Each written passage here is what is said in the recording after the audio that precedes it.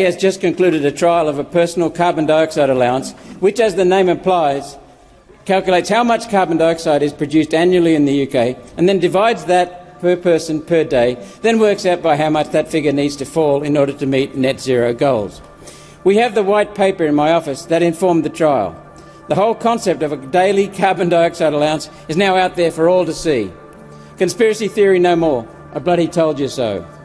To anyone who is advised by data and empirical evidence, not mass formation psychosis, carbon dioxide is the gas of life, necessary for all life on Earth. It's plant food. Quick maths means your daily food allowance of 2,600 grams of carbon dioxide will be enough to buy 26 grams of red meat. One mouthful, and then eat nothing else that day.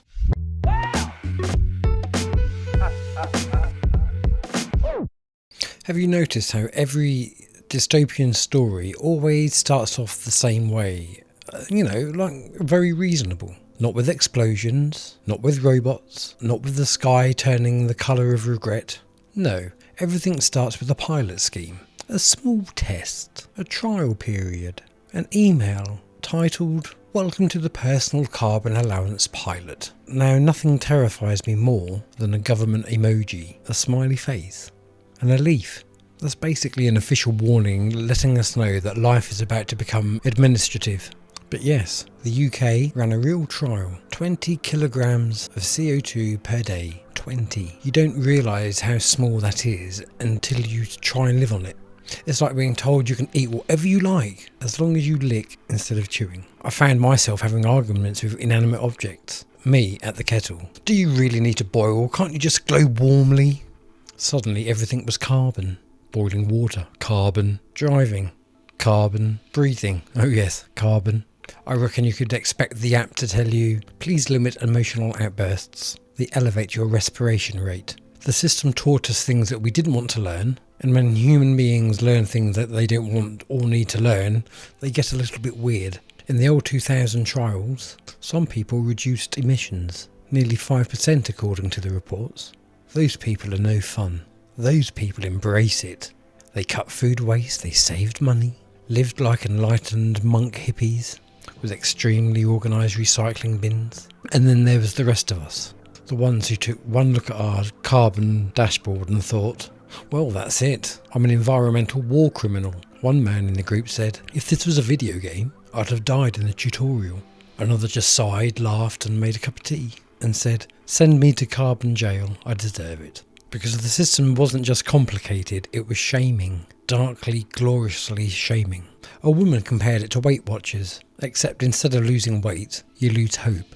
My neighbour started calling her carbon credit balance her carbon calories, announcing loudly, I can't go to the shops, I've exceeded my daily allowance. It was funny until it wasn't, and then it was funny again, but in a very bleak way. Now, to be fair, the government did see this coming.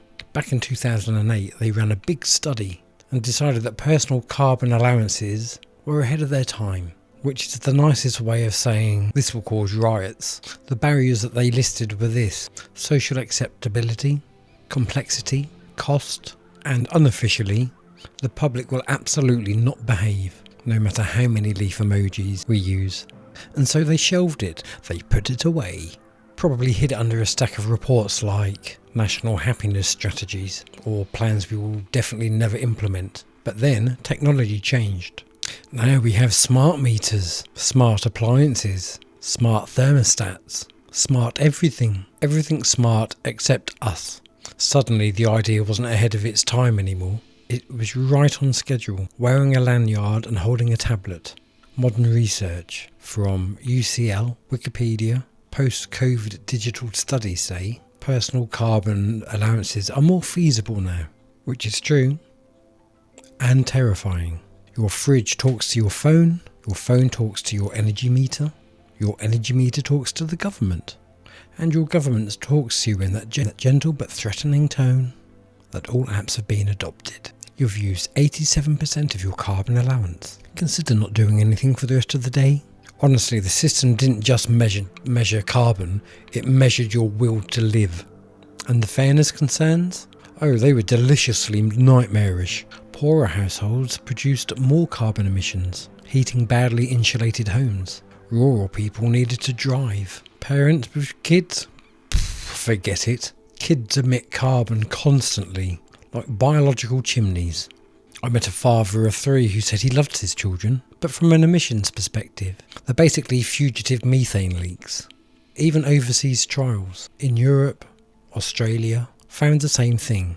People like the idea of personal carbon allowances, symbolically, philosophically and hypothetically. But actually living on one? Different story. It's like supporting salads as a concept while eating donuts exclusively. And here's the darkest part. It still worked. Even when people hated the system, they still changed their behaviour. They thought about carbon. They adopted it. And they adapted. Fear is a fantastic motivator. So is that passive-aggressive notification tone the app used. But that's dystopia for you. It doesn't arrive with stormtroopers. It arrives as an app update. And once you can measure something, you can monitor it. Once you can monitor it, you can ration it. And once you can ration it, your toaster becomes an informant. Imagine a future where your shower shuts off after 4 minutes, your car refuses to start because you overshot your monthly allowance, your grocery app stops you from buying a nice big block of cheese because the cow had a heavy carbon footprint, and the app doesn't think that you deserve dairy today. And the worst part of all is that we will get used to it. We always do. We'll complain, which you shouldn't. You should raise concerns. We'll protest. Pointless. You're just enforcing the belief that we need to be governed. And we'll form a black market in carbon credits behind Tesco's, whispering, mate, do you want to buy 5 kilos? It's ethically sourced. And eventually we'll tell our grandchildren, yes, I lived through the Wild West days, back when you could emit as much carbon as you wanted. We call it 2019. Cars ran on petrol.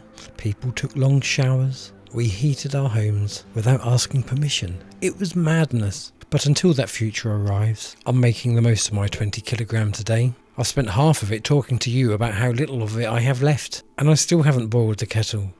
Let me know what you think in the comments. Look after yourselves, and I will speak to you all again soon, as long as you can afford to turn the computer on.